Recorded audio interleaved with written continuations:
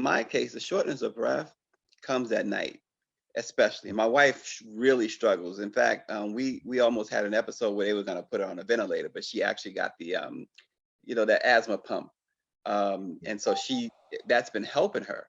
I'm so grateful they didn't have to put her on a ventilator. But mine's presented. I had two unexplained rashes on my ankles, each ankle, which is crazy. It was the skin was raised. Now I'm black. I'm dark. You So turn the lights you out. see a rash. These things were pink and red, and they were itchy and burning.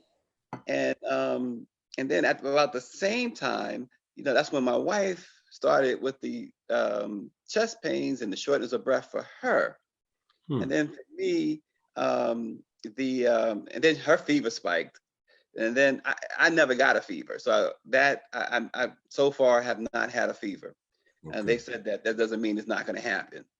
But the sore throat, when we think of a sore throat, you drink some hot tea or take, drinking something right now. Yeah. Yeah, and you'll be good. But this was this was like, and I liken it to, and it happens almost every night now too. It's almost like somebody like strong like yourself grab me by the neck and squeeze with all your might, and that's how it feels. And so you're gasping for air, and at night, the scary thing is like you feel it all in it's hitting your organs hard, because you feel it in your kidneys on your sides, and then there are nights, many a nights, last night's example, another example where you feel like, at least I feel like, man, if I want to sleep, but if I go to sleep, it feels like my heart might stop. So you're afraid of that. And then, you got other folks who, and I'll just say this and get right back to my stuff, but other folks whose lungs are filled with fluid, and that's how they can't breathe. One of the things that we've done, my wife and I, is something that we all need to do, whether you're sick, healthy, young, old. Black people don't do this. We don't make end of life preparation. And when you have children, even if you don't have children, but especially if you have children, you have to. It's a tough discussion to have, but you have to have it. You can't run away from something because it's tough. In fact, that old saying, the going gets tough, the tough get going. You got to get tough. And my wife and I, and she's been a lot worse than me. And the doctor keeps warning me that I'm going to catch up to her. And so, I mean, I'm hoping not, but but we've had that conversation, and we made some serious plans and brought in who we needed to bring in for those plans. But we don't. That's something else. Talk about disparities. Well, that's something we bring. That part is something we don't do on our own. We should do. Whether it's a living will, a will itself, or some sort of trust documents, some sort of written, notarized something to protect your family. People think that you need to be rich to have a will. Some rich people don't even leave a will. Prince didn't leave a will, right? And that's something. But we have to prepare, because we wouldn't want, not that we would know about it, but still the thought of anything or some stranger coming in and running things for my children is just, I couldn't, that's crazy.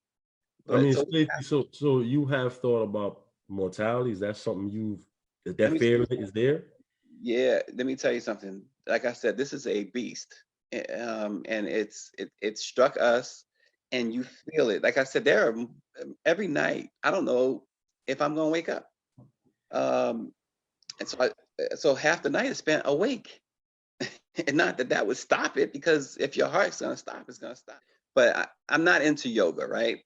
But Russell Simmonds, the Def Jam founder, he's very much into yoga. He has a yoga thing. He's very much into that. Going all the time. So he calls me up like twice a day, and tries to help me with breathing exercises. And and I really appreciate that because he's got a lot on his plate, right? Yeah. But he Russell looks out. Simmons. Yeah. Yeah, he looks out. He calls me up, like I said, twice a day. Wow. Twice a day. Russell finds time while you're Every special there. day. There's not a day that. Now, prior to having this, I'd hear from him once in a while, but every day since I've been diagnosed, and my wife has been diagnosed. I mean, we were with him maybe 6 months ago. We had dinner with him, but I hadn't seen him since. And what we talked once, like I said, we talked a couple of times, but since we've been diagnosed, he's been calling twice a day, and he's pushing that breathing, and that breathing it really helps how to breathe, how to get it out, and the way he did. I can't describe the way he does, obviously, Yeah. but that you have to breathe. You have to breathe, and you gotta hold it in. I think it's like for like 10 seconds, but you really got to hold it from your stomach all the way up. To let Russell tell it, from your butt all the way up. You gotta Hmm. really like clench Practice your your lungs. butt Gotcha. hard, and your stomach in, and breathe out. And when you do that, though, you do feel a little bit of a relief.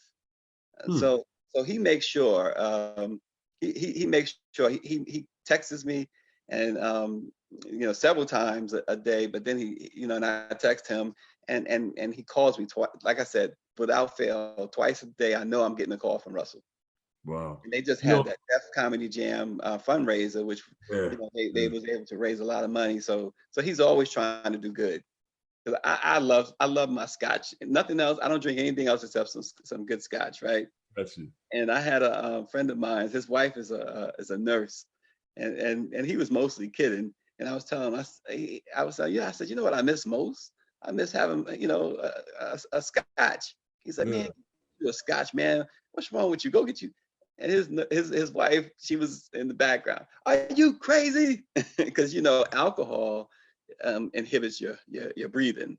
So Oh, that's yeah, something, I did not know that. So yeah. so alcohol is not something we want to be indulging in. No, and so this run on the liquor stores is not really the smartest thing. I tell you what, Wow. you should be trying to, if you can find Tylenol anywhere, you better stock up on Tylenol. Tylenol. 'Cause that's all they give you for this. Tylenol. Yes. Tylenol. Speak on that. Are you trusting this new drug that Trump is touting? The hydrochlor. I mean, as someone who is this something you're going to think about trying? I mean, Listen, what you just said, Peter. Trump is touting. I wouldn't trust anything this man is. Look, I don't think he would use that drug. All of the medical people said no, no, no, no. Let's So when you doubt went that. so your doctors told No. you Right. that's baseless. And not because it's concrete proof that it doesn't work, but Mhm. there's no evidence on the table whatsoever that suggests that this could hurt, that help you. And there's more evidence to suggest the contrary.